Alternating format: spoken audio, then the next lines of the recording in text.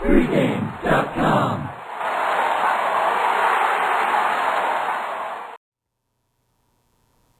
'49ers +3 at Baltimore. Thanksgiving night. All right, Brian, this is our first video together. Yeah. So let's get the ground rules out. One, You're always right. Don't interrupt me. I already blew that. All right, so first question, though.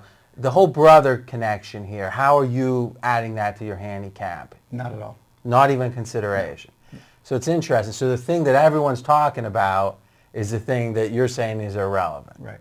All right, now let me propose maybe there is a relevance, because let's look at this Baltimore team. It seems to me if you said what is the main predictive element of Baltimore this year, it would be how motivated are they entering the game, right? The two Pittsburgh games, some other game, the Cincinnati game last week, you would have said high motivation, good performance. Mm-hmm. Low motivation, they've fallen prey to a lot of the trap spots that people talk about.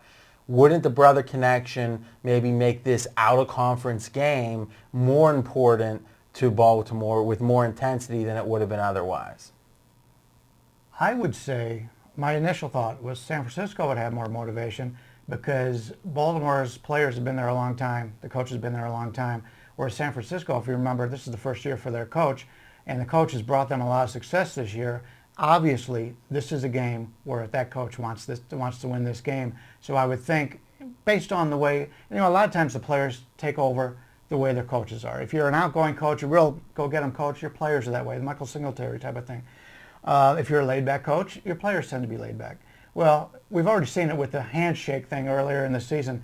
They got a fired-up coach. This is a team who's not used to winning, and they know this is a very important game for their coach. So I think they've got extra motivation there. And it's important because it's kind of them making their statement on the national stage. Right. Because of, so it's kind of another tangential influence of this brothers thing is this game is getting more attention than it would have. So that could mean Baltimore's more motivated because that's their MO, is when they're motivated they play well. Or it could mean that San Fran is looking to say, we're going to show everyone we are for real.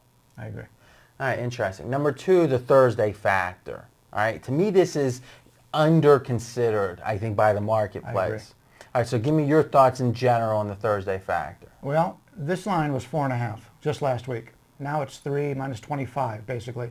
It's moved a 1.5. If you didn't grab the 3.5 at San Francisco, which I think was the right side, you cannot play it at 3 because of the Thursday factor. Now, if this game was played on a normal Sunday, when both teams had the full week to prepare, the travel situation wasn't the same, obviously that's a bigger advantage for San Francisco. This is a terrible situation for San Francisco to go from playing on the West Coast. Both teams played at home last week. So now they have to travel all the way, 3 time zones, to play Baltimore on a Thursday. So we hear about that west to east a lot, but now we've got it on the shortened week. It is a night game. It isn't the early game on Sunday, but it's on Thursday. It's not on Sunday. So basically they've got 1 day of practice because usually your first day, sometimes your second day, you don't even practice afterwards, at least in pads, and anymore they don't practice 1 day a week in pads. So now you've got just a very short time frame to turn it around, whereas Baltimore has been at home. They don't have to travel, so they've got that 1 full day. I mean, we've all traveled from the West Coast to the East Coast. We're all East Coasters, Pittsburgh, Cleveland, and San Francisco, one state over. So we all know that trip, and it's not a lot of fun. And to do it on a short week when you're banged up from the week before, so it's just a bad situation. I think it's both the tiring element of the travel, but also that these NFL teams are creatures of habit. And the fact that a Monday night game is something that handicappers talk about, meaning, oh, they're off a Monday night game, that's a 1 day difference. Right. Now we're looking at a 3 day difference, Thursday to Friday to Saturday to Sunday. So to me, it's huge. Now, in theory, though, Handicapping 101 says if it's an element that's known, it should be accounted for or baked into the line.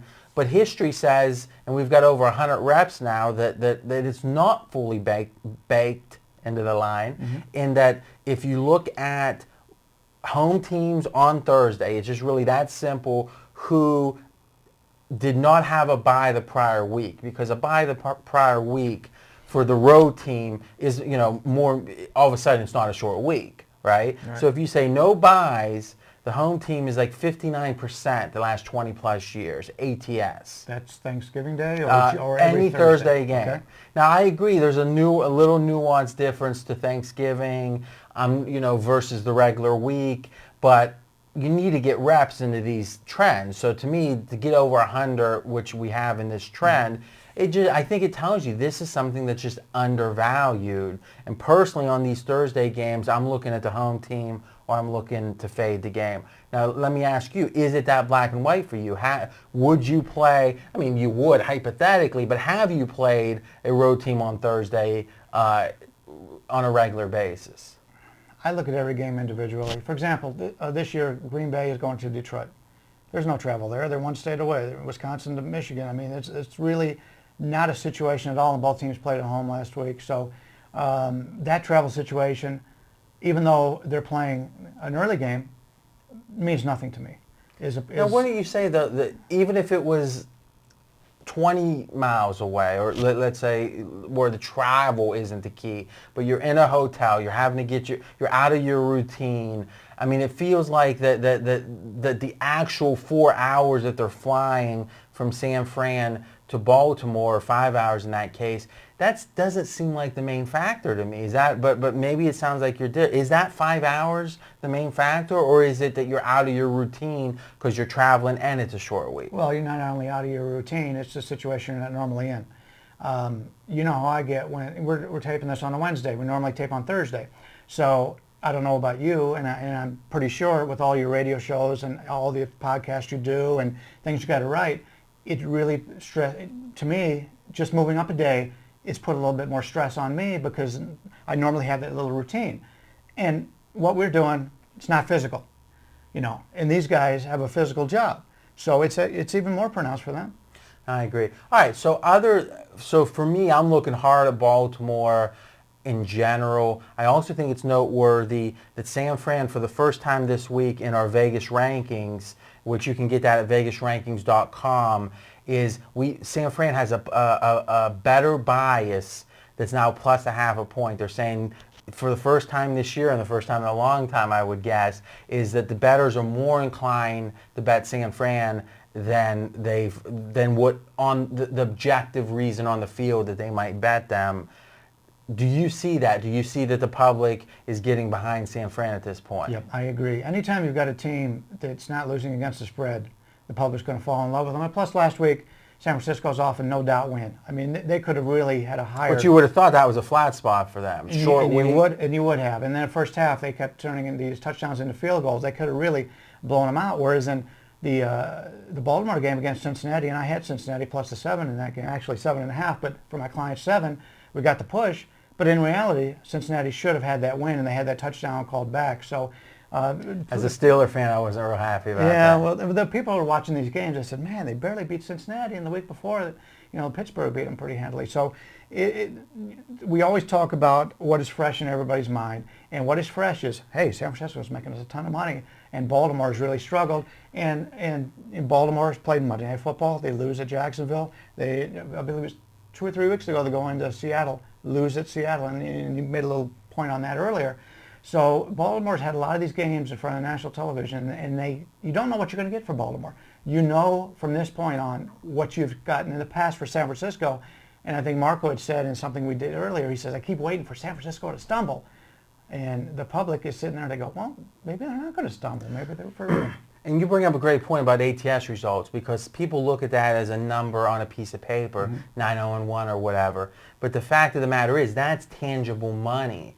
I know I've been betting since I was 14, so 25 plus years, and I know if I bet a team that second and third time in a row and they lose for me, as much as I try to look at each game individually, it's hard to bet them that fourth time. And the flip side is if you bet a team 3 times and you win, even if you're trying to be a little more analytical about it, you're just more inclined, maybe it's even subconsciously, to like that team. So it makes sense that they're getting money right now, I think. I agree. So we've got 2 factors that lean towards leans towards Baltimore. One is there's probably a premium on San Fran at this point. 2, Thursday travel is undervalued. Thus that makes you like makes me like Baltimore. And then my last question to you is, what's the other factor, one other factor that you think is the most key for this game? Well, I think it's going to be a low-scoring game. And so you take a look, I made some notes here. Now, a single opponent scored more than 24 points in regulation against the Niners this year.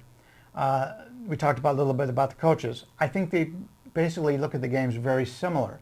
At least when Baltimore's having a lot of success, they win with their defense and they will win by field position. San Francisco wins with defense, they win with field position. Both teams have quarterbacks with questionable pasts.